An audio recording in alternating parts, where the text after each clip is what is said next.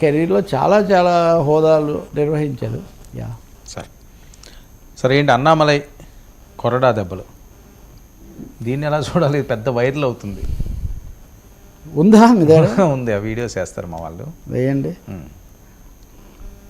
అసలు చాలా విచిత్రమైనది, భయంకరమైన విషయాలు కలియుగంలో జరుగుతాయి అన్నట్టుగా.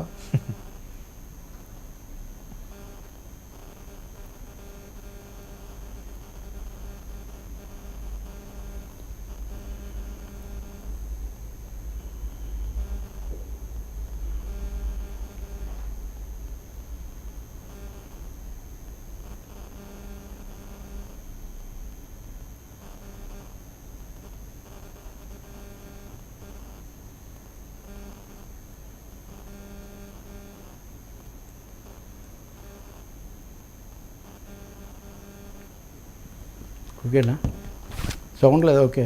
ఇప్పుడు రాజకీయ నాయకులు వాళ్ళ విపరీత వేషాలు, వెక్కిలి వేషాలు, ఒక విధంగా భయంకరమైన అంశాలు పెరిగిపోతున్నాయండి. దాంట్లో ఇది ఇంకా పరాకాష్ట అనుకోవాలి.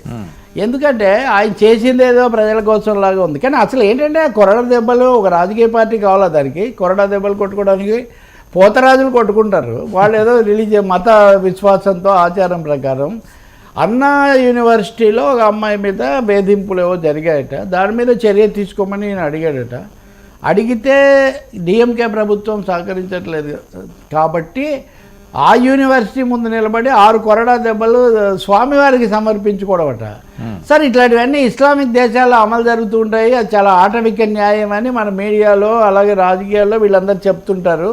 ఈయన పబ్లిసిటీ కోసం కొరడాలతో పబ్లిసిటీ రాదు సార్, ప్రజాసేవతో పబ్లిసిటీ వస్తుంది. ఇంకొక ఆయన గుండు కొట్టించుకుంటే కొంతవరకు నయం. ఈ కొరడా దెబ్బలు కొడుతుంటే ఆ చుట్టుపక్కల వాళ్ళు ఉండటము, ఈయన కొరడా దెబ్బలు తింటే ఆ అమ్మాయికి ఎలా న్యాయం జరుగుతుంది? ఒకవేళ అక్కడ సమస్య ఉందంటే కూడా, అంటే అన్నామలై ఆయన చాలా ఇదివరకు కూడా చాలా విపరీతమైన పనులు ఈయన చాలా చేశాడు. బీజేపీకి తమిళనాడులో ఏం లేకపోయినా ఏదో వెంటనే డ్రామాటిక్గా నాటకీయంగా తేవాలని చూస్తున్నాడు. ఊహించగలుగుతారా మీరు? చొక్కా తీసేసుకొని దానికి రాజకీయ పార్టీలు అధ్యక్షులు, ఎంపీలు, ఎమ్మెల్యేలు ఎందుకండి? తలా కొరడా ఇస్తే అయిపోయాయి కదా. ఇంకా అరే ప్రజల్ని, ఆ అమ్మాయికి కానీ మహిళలకు కానీ గట్టిగా నిలబడి పోరాటం నేర్పించండి. కానీ యాక్షన్లు ఇవి యాక్షన్లు, ఓవర్ యాక్షన్లు. మామూలుగా మనం ఓవర్ యాక్షన్ అనే మాట ఎక్కువ వాడుతుంటాం కదా. ఈ మధ్య ఓవర్ యాక్షన్లు మనకు తమిళంలో ఉన్న సినిమాల నుంచి తెలుగు సినిమాల్లో కూడా దిగుమతి అయిన పరిస్థితి కూడా మనం చూస్తున్నాం అనుకోండి. తగ్గేదే లేదండి. ఎవరు చూసిన వాళ్ళు తగ్గట్లేదు, వీళ్ళు తగ్గట్లేదు అన్నట్టుగా నిజంగా చాలా విపరీతమైనటువంటి విషయం. ఏదో వాళ్ళు తొడగోసుకుంటే నేను మెడగోసుకుంటాను అన్నట్టుగా అమ్మాయికి జరిగింది ప్రభుత్వం, దానికి ఈయన చేసేదానికి. అంటే what is the message that you want to convey? Sir నాకు అర్థం కాదు నిజంగా. నేనైతే షాక్డ్ సార్. ఇలాంటివి ఎవరైనా చేస్తే కూడా తప్పు బాబు. అవును, ఇది హింస కదా. ఇప్పుడు జల్లికట్టు అనేది ఉండాలా వద్దా అన్న దాని మీదే సుప్రీంకోర్టు దాకా వెళ్ళారు. ఆ హింసకు దారి తీస్తుందని. ఇది హింసను ప్రేరేపించడం కదా, ఆత్మహింస. మరీ ఇది యాక్చువల్గా రాజకీయ లబ్ధి కోసం ఇంత నాటకం. దానికి దేవుడికి దేవుడైనా కొరడా దెబ్బలు కొట్టుకోమని కోరుకుంటాడండి. నాకు అర్థం కాదు. అగ్ని పరీక్షలు పెట్టినప్పుడు కొన్నిసార్లు సిరియాలుడు ఇట్లాంటివి మనం చూస్తాం. కానీ ఇదంతా అన్నామలై మరి ఆ యాక్షన్ తగ్గించండి, ఓవర్ యాక్షన్ అయిపోయింది. అలాగే బీజేపీ అధిష్టానం కూడా మరి ఏం చెప్తుందో చూద్దాం.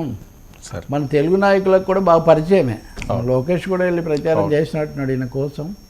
తెలిసిపోవచ్చు లోకేష్కి కొరడాలు, ఈ గొడవలన్నీ. సార్ యా సార్ చూడండి, ఇప్పుడు ఆయన 6 దెబ్బలు అవ్వగానే చుట్టుపక్కల ఉన్న వాళ్ళు ఒక్కసారిగా దగ్గర అంతా కథా స్క్రీన్ ప్లే దర్శకత్వం ప్రకారం జరుగుతుంది అనమాట. యా సార్, పేర్ని గొడవల్లో ముగిసిన సోదాలు, రేషన్ బియ్యం మిస్సింగ్ కేసులో అధికారుల తనిఖీలు 7,577 బస్తాల రేషన్ బియ్యం మాయమైనట్లు నిర్ధారణ చేశారు. ఇప్పటికే పేర్ని నాని